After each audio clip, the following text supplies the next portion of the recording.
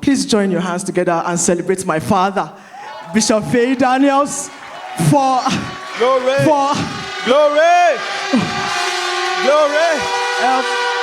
this. Thank you. This Bishop, my father, he has so honored me. This is my biggest platform ever. This is my biggest platform ever. Thank you, Papa. Thank you, Daddy. Thank you so much. All right, so church, we were thinking of a possible conversation that God would have had with Adam after leaving the Garden of Eden. So please listen. God bless you. Volume. Adam. Hey! Damn!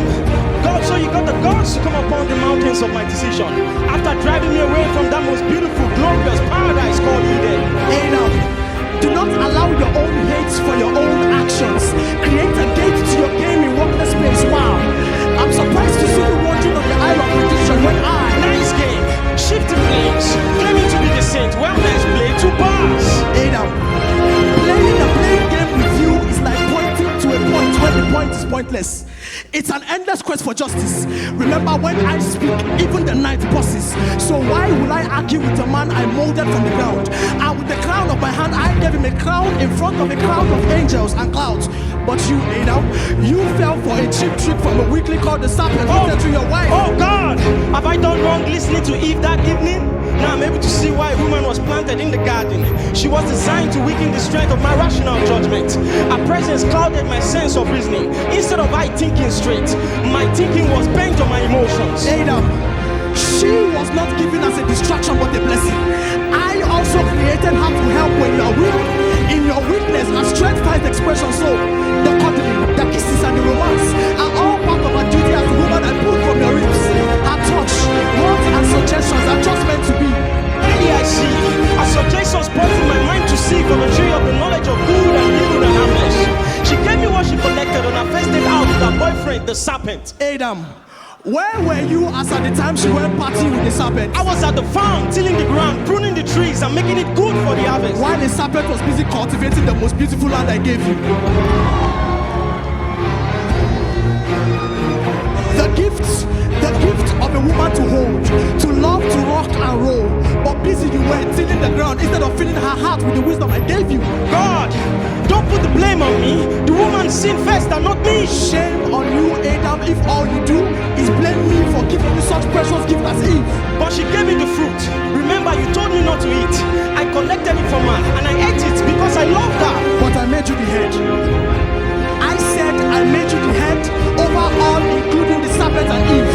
But here you are, standing before me, giving me extensive excuses with exponential confidence. Adam! Now I know my greatest enemy is the devil, the serpent. No, Adam, your greatest enemy is self.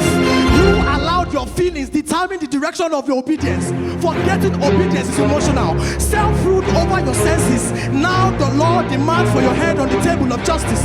God, I'm sorry. I can win no arguments with you. I was blinded by my anger because you drove us out of Eden. Even Eve is pregnant with fury few weeks after coming out of the garden. Lord, I'm sorry. My life is messed up. Not really. I fixed it in a symbol before I drove you out of Eden. The symbol pointed to the gift of my son. So I sent my son to take up the wrong. Hanged on a tree, bearing your name, Adam. He invaded hell to clean up your mess. He ascended and dusted your seat at my right hand that was covered with dust. So son, come home, approach the gate of eternity and take the city. I'm a man that rises and falls, like the sun at the brink of the nightfall, hypnotized by the emptiness of doom, baptized in the river of my own suffering. I never said you'll be perfect, but just like the sun rises and falls, I know you go high, but upon the weak tables of your weakness you may fall. So son, come home, my shoulders are there to cry on. But since the day you wiped our story from the calendar of Eden, my life has been empty. Suffering became oxygen. God God, remember, with your lips you cursed us for disobedience to your laws. No, Adam, I cursed the ground, not you. But you said I'll die. The highest punishment for the law is death. So I killed my son so that you may have life. Your disobedience earned you death. But with the blood of my son, I cleansed you and I gave you life. But I thought death is still active in me because you were caused to death in eternity through the law. But look upon the cross. Death and the law were executed upon the cross. If sin is the illness, then the blood of my son is the cure. For if my people who are called by my name, for if my people who are called by my name will humble themselves and pray, forsaking their ways, I, the Lord, will hear their prayers. I will heal the land and forgive their sins. For if by one man's offense death reigned through the one, much more those who receive the abundance of grace and of the gift of righteousness will reign in life through the one, Jesus Christ. For it is none of him that willeth, nor of him that runneth, but of me that showeth mercy. Adam, I have shown you mercy. Thank you, Father, for that which you've done. I've missed our daily conversation with you and Eve, with sweet breeze of the cool of the day in Eden. So, are you going to take us back to the garden? No.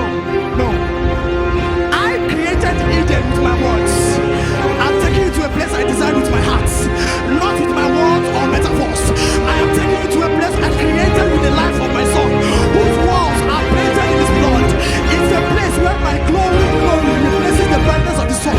It's a place where even the Garden of Eden longs to see, feel or touch. This place has no roof. Pure gold is the tile of the soil.